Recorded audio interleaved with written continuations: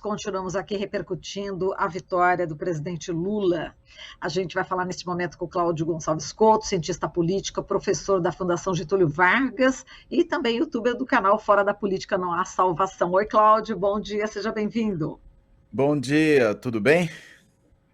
Tudo certo, Cláudio. Bom, a análise que a gente quer é justamente da vitória do Lula, né, do candidato Lula, uma grande frente ampla, né, elegendo aí Luiz Inácio Lula da Silva à presidência da República. Qual que é a sua análise, Cláudio?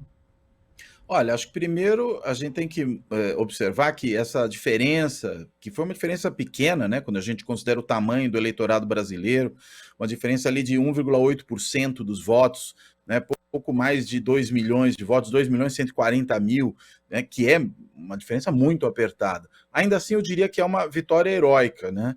E é uma vitória heróica considerando o quê? Considerando o que foi a instrumentalização que o atual presidente da República fez da máquina do Estado para garantir a sua reeleição.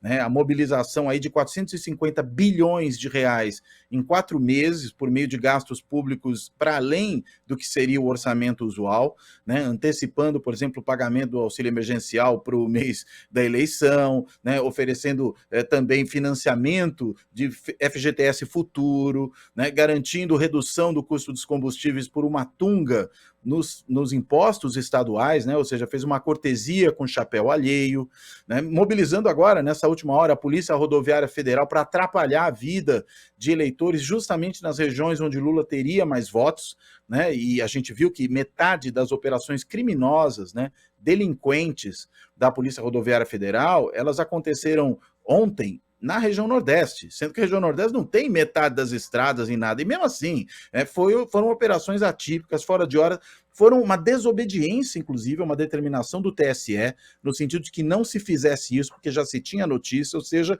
o diretor da Polícia Rodoviária Federal é um delinquente, é um desobediente, um criminoso. Ele precisa ser responsabilizado por isso que fez. E, obviamente, ele não fez por conta própria. Já foi noticiado que isso foi tramado no Palácio da Alvorada e, claro, consequentemente, com a anuência do atual presidente da República. Então, veja, lutar contra tudo isso, né, contra a instrumentalização das igrejas evangélicas por meio de pastores neofascistas, né, que apoiam Bolsonaro, tudo isso mostra como essa vitória foi uma vitória heróica, né? Porque era para ter sido talvez uma distância maior se a gente tivesse em condições normais de competição eleitoral, né? E basta olhar um pouco o que foi o que as pesquisas mostravam, digamos, 2 meses antes da eleição, a distância era brutal, mas com toda essa mobilização da máquina do governo, ainda assim venceu o presidente. A gente sabe que quem está no cargo sempre tem um favoritismo na reeleição, mostra realmente uma força desse sentimento pró-democracia, que acabou desaguando no Lula,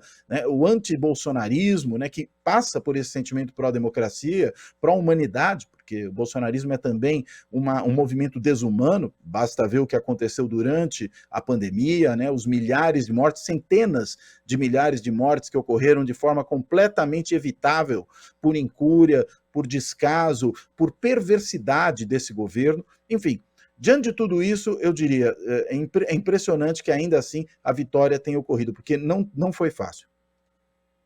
Exato. Olha, por causa do tempo aqui, Cláudia, eu já vou passar aqui para São Paulo, né? Vamos falar aqui da vitória do Tarcísio, a posição, né, também do Haddad, posicionamento do Haddad em relação ao reconhecimento da vitória do Tarcísio, coisa que o Bolsonaro não fez em relação ao presidente Lula, ao candidato Lula, reconhecendo a vitória, e, enfim, a preocupação também do Lula, né? Será que ele vai reconhecer a minha vitória? Enfim, eu queria que você falasse um pouco como que está, na sua opinião, agora, a situação também do Tarcísio no estado de São Paulo, né, ele que foi o vencedor, e também em relação a essa possibilidade, enfim, do Bolsonaro demorar ou não, né, para reconhecer a vitória do Lula. Estou tentando juntar os dois temas para dar tempo da gente fazer isso agora no final do jornal, Cláudio. Vamos lá. Olha, primeiro com relação ao não reconhecimento do Bolsonaro, só para a gente até fechar o bloco anterior da conversa, né? Nada surpreendente, né? A gente viu, inclusive, o Donald Trump, que é aí o mito do mito, né, fazendo isso nos Estados Unidos. né? Ele também teve esse mesmo comportamento, se recusou a passar a faixa, ficou questionando o resultado, né? Nada surpreende. Até o Bolsonaro demorou 38 dias, né, para reconhecer a vitória do Biden. Então imagina que ele vai reconhecer aqui a vitória do seu adversário, sendo que durante toda a campanha ele questionou a lisura do processo, a credibilidade das urnas e da justiça eleitoral. Agora, em São Paulo, onde o Haddad reconheceu corretamente a vitória do Tarcísio, já que ele ganhou no voto e isso lhe dá legitimidade para governar, a gente tem aí talvez uma incógnita de como o Tarcísio vai operar, né? Há até um artigo que saiu hoje na Folha de São Paulo, da cientista política Vanessa Elias de Oliveira, que trata exatamente dessa questão. Que Tarcísio será esse? Será um Tarcísio pressionado pelo bolsonarismo ou será um Tarcísio mais pragmático, um Tarcísio que vai tentar, como ele mesmo já sinalizou no primeiro discurso, uma certa acomodação com o governo federal, mas se fizer isso, se afastando do bolsonarismo? Vai depender, claro, dentre outras coisas, da ida de membros que vão deixar o governo federal agora, né, com a saída do Bolsonaro, para o governo estadual. Se houver uma ida em massa de bolsonaristas mais radicais para o governo de São Paulo, teremos provavelmente um governo radical. Se isso não acontecer, ele compor com setores mais pragmáticos dentro do próprio bolsonarismo, setores, digamos, mais pragmáticos dentro do PSDB paulista, dentro do PSD do Kassab, que o apoiou nessa eleição, talvez a gente tenha um Tarcísio que não seja exatamente uma linha de frente do Bolsonaro, seja apenas um governador de direita, de perfil mais tradicional, mais convencional. A ver, porque Tarcísio é uma incógnita ainda desse ponto de vista. Agora, o Haddad obteve 54,41% dos votos contra 45,49% do Tarcísio na capital paulista, né? E isso é muito significativo, na sua opinião, Cláudio, e também Jacena. Inclusive, o Haddad já falou, olha, Boulos, olha aí, a gente ganhou aqui em São Paulo. Como é que você vê também esse número na capital?